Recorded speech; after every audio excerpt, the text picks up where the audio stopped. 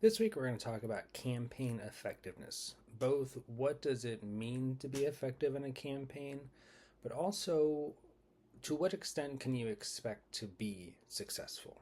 So before we get into some of those details, I want to start with an example campaign. I'm having lots and lots and lots of thoughts about the power of OK. I never worry about the air I breathe in my nose or how the blood gets pumped to my toes. I know I'm young and body able, but how come I feel so unfucking stable? Some days I spend all day inside my head, when I know I should be working instead. All I see are eyes, eyes, eyes, eyes, eyes, eyes. Are you busy eating eye? What do they think of me? Am I OK? My head tricks me into thinking I'm one thing when I'm not, and that I should be thankful for what I've got. I've got a good job, I'm not short of a mate. How dare I get myself into this state? Come on, pal, you're Larry, loads of friends, but still my mind goes tick, tick, tick, tick, tick, it never ends. Will my pals wheel me away when I'm a bit off track? We've got a mentalist here, stand well back. What if at work I tell the big cheesy? It already doesn't make my life that easy. Tell him I like my job, but my thoughts are getting on top of me. Hope he doesn't want to send me away for a full frontal lobotomy. I know by law it's confidential, but will that stop the whispers? Psst, guess who's mental? Or maybe I'd tell him that I just won't tell him anything. I just need some time, okay? One thought I thought is maybe most people think the same things I think, and that I should ask them how they feel, instead of worrying about my thoughts for real. Maybe most people have this period, a peak, a dip, and realise life is a series of episodes, not one long clip. And maybe in the omnibus of your life, today is a shite one, and you just need someone to know where you're coming from.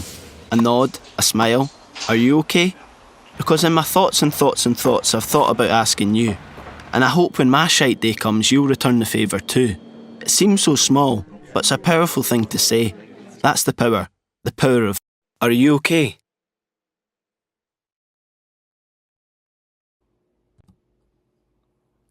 So as you can see in that video, The Power of OK, it's an interesting attempt to tackle mental health concerns, and this was done in Scotland. And so one of the things that I always ask is, what does it mean for that campaign to work?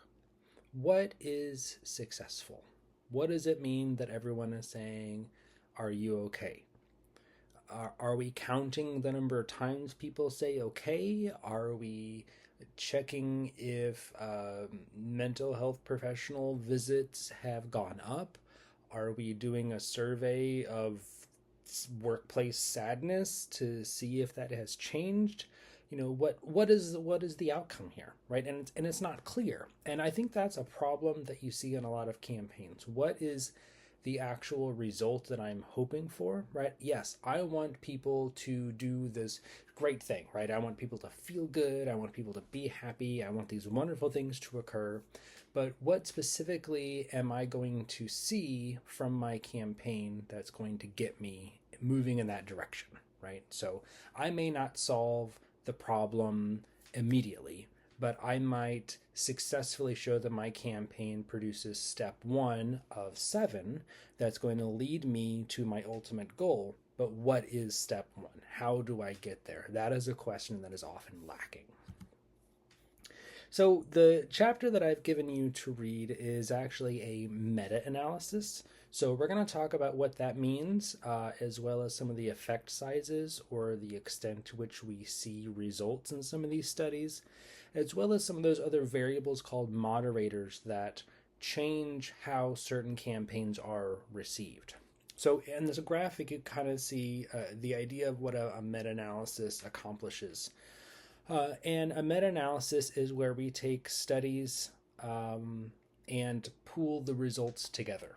So, in reality, the studies you might find might not all agree. Well, at the point at which you find studies that don't agree, what do we do with that, right? There's conflicting information.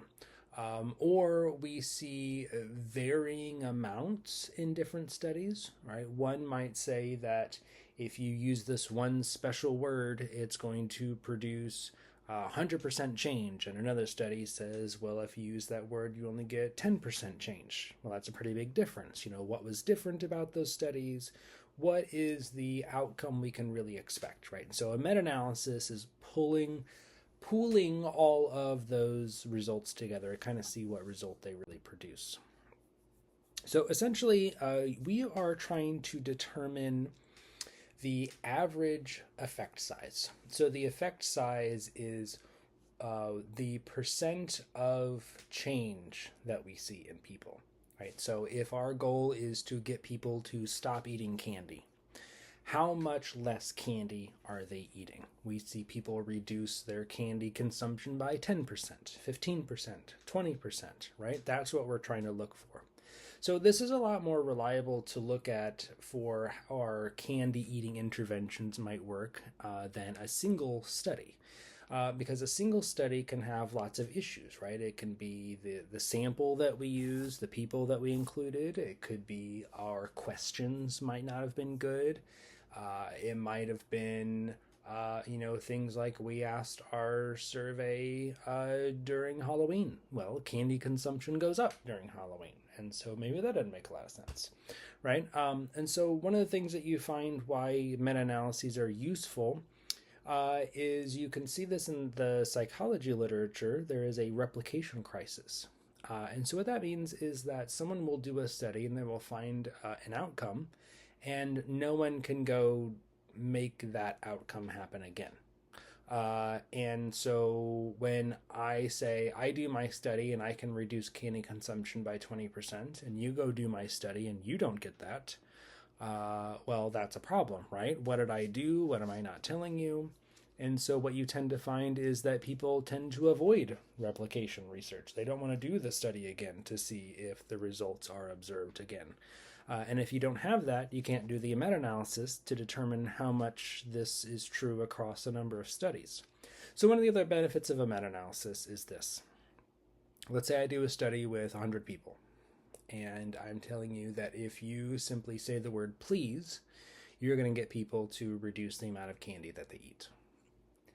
So now I'm telling you, let's create national policy to affect 300 million people based on the 100 people I happen to interact with.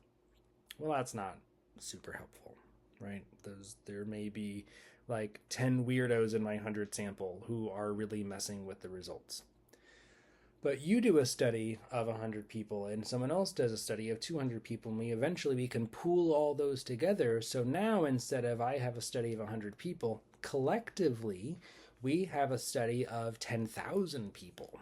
Well, that's a little more persuasive, right? That if you use the word please, it's going to produce this amount of change. And so it's not only the average effect size, but that reliability of having a larger sample is also going to make our result a lot more powerful. So why bother to do this? Well, if you do the meta-analysis, what you get is a benchmark for the effectiveness of your campaign. So if we are starting our campaign on candy, we want kids to eat less candy. Well, let's look at the meta-analysis on candy consumption campaigns. What success rate do they have? What's a realistic target for us, right? How do we determine if we were a success, if we're a failure? How do we justify people sending us money? How do we justify the grants that we received in order to accomplish this goal? So if we say we're going to reduce candy consumption by 10%, but everyone else seems to manage to reduce it by 30%, well, that seems like a waste of money. On average, people do 3 times better, right? So having that benchmark for effectiveness is useful. And we can have realistic impact levels, right? So how much do people tend to have an effect on a population? And we can also get what is the kind of standard range, right? So the average may be 30, but it ranges from 20 to 40. Okay, well, my 10% change in candy consumption still doesn't seem very useful. But if I now up that to 20%, right now I'm in the ballpark, right? I'm doing what's realistic. And then the last thing is you get this idea of a basis for power calculations. And this comes down to a statistical question. This is called statistical power. So in other words, how many people do I need to include in my study in order to observe the effect? So if it is a large effect, I need a small sample. for example. If I want to see how many people under the height of 6 feet that can dunk a basketball, right? What percent of the population, how likely are you to be able to dunk a basketball if you're 5'8"? I probably don't need a very big sample for that, right? There's going to be a few exceptions, if any, that are going to be able to accomplish that goal, right?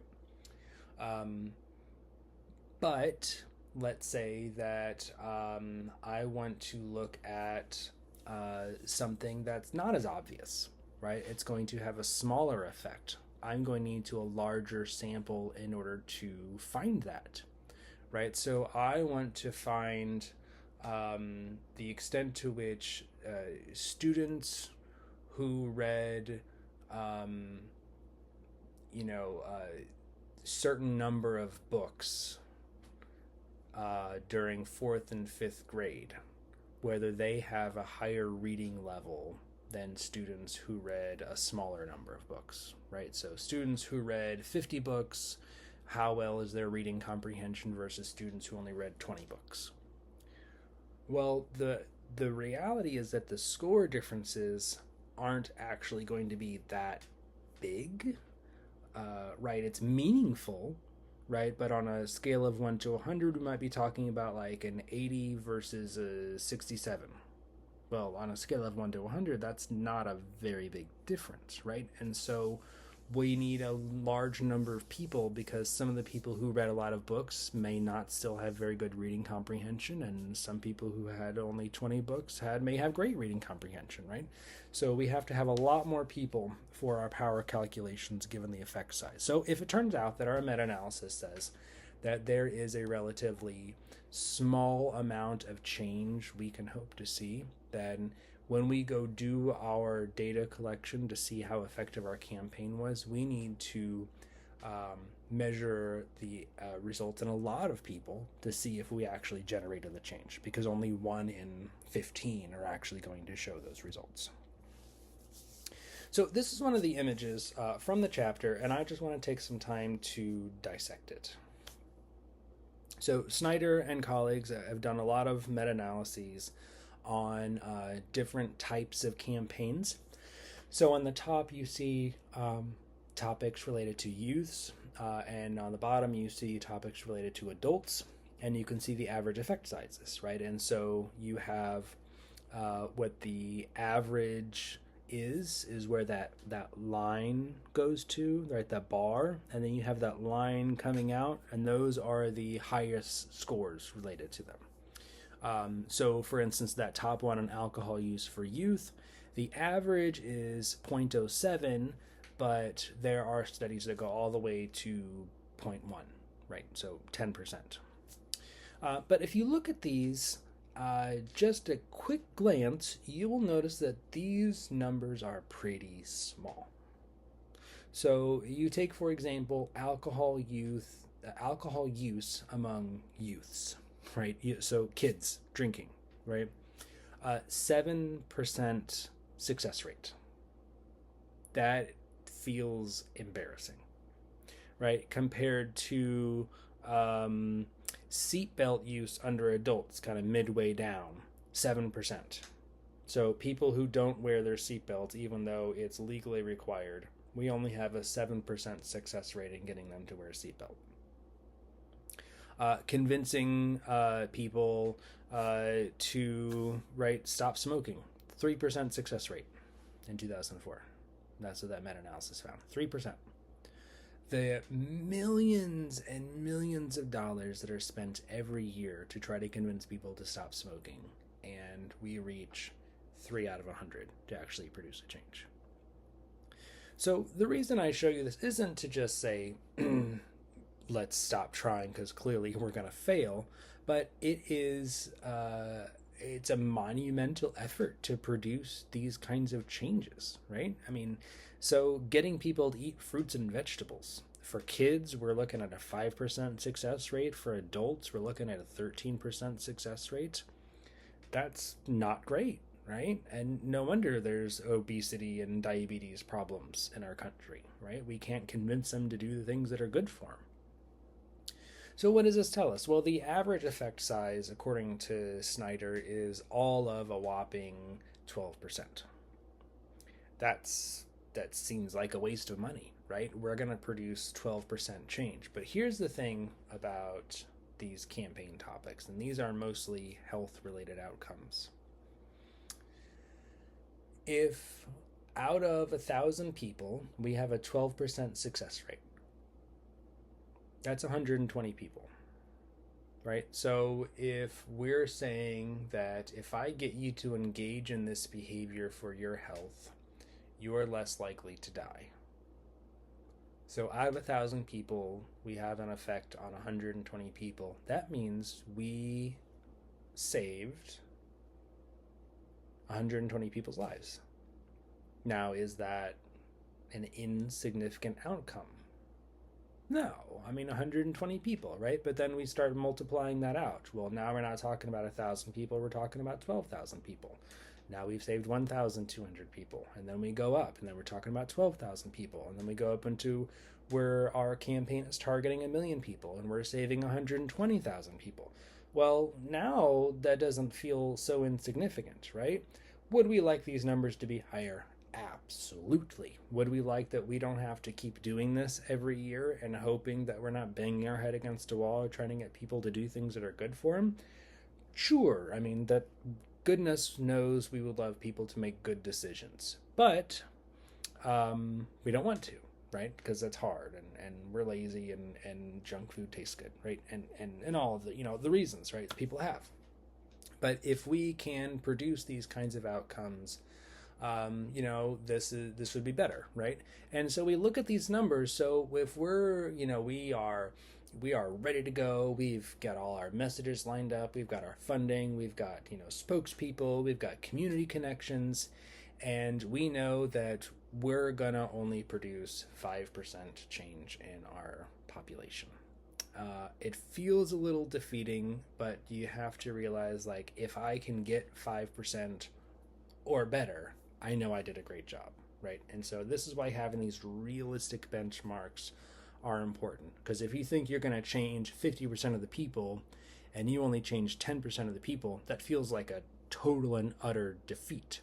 But in reality, maybe 10% a change in the population is twice as good as what anyone else has ever done, right? So, having these realistic expectations are certainly useful for us. So as I said, the last thing that will come up are these moderators, right? These other things that mess with the campaign. So in a meta-analysis, we will take these things into account. So for instance, things like enforcement. So if it turns out that during your campaign, let's say someone passes a law that says that people need to do the thing that you're doing the campaign about. So for example, texting and driving. There's laws against it. But people still do it, right? So we're trying to convince people to follow the law as it's written.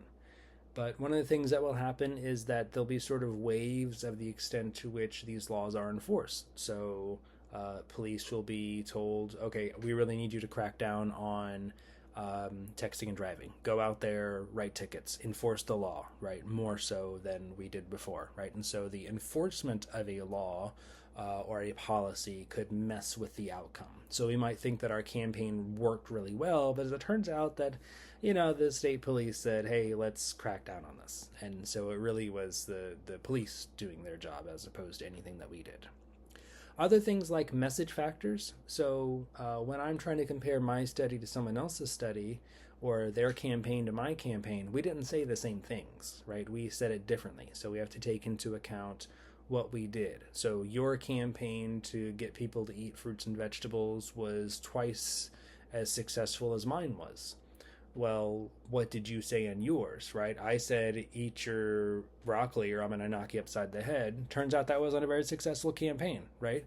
And you said, if you eat your fruits and vegetables, I'll give you a piece of candy. Well, that's also not great either, right? And so you got people to eat fruits and vegetables, but at what cost, right? And so those things have to be taken into account.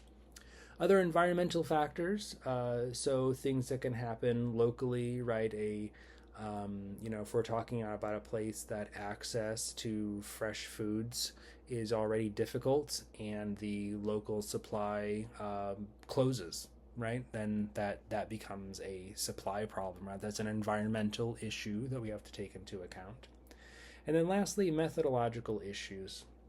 There may be something about how you did your campaign and how you collected your data. So I may have done my campaign in Macomb, and that's going to be very different than doing my campaign in Chicago, right? That's a methodological issue. I'm going to have a different kind of population here versus the population I might have in Chicago, right? So, all these things, the things that make a campaign messy, when we start to compare campaign to campaign, those messy things don't go away. We have to take those into account. So maybe you were 7% successful in your project, right, in your campaign, and I was 15% successful in my campaign. But when we start to actually make comparisons, we might find that your model, even though it only produced 7% success rate, was actually more beneficial because you just didn't measure your results very clearly. So your campaign is actually more effective than you realized because you measured your success poorly. And my campaign might not actually be as successful as I think because of the way I measured it, right?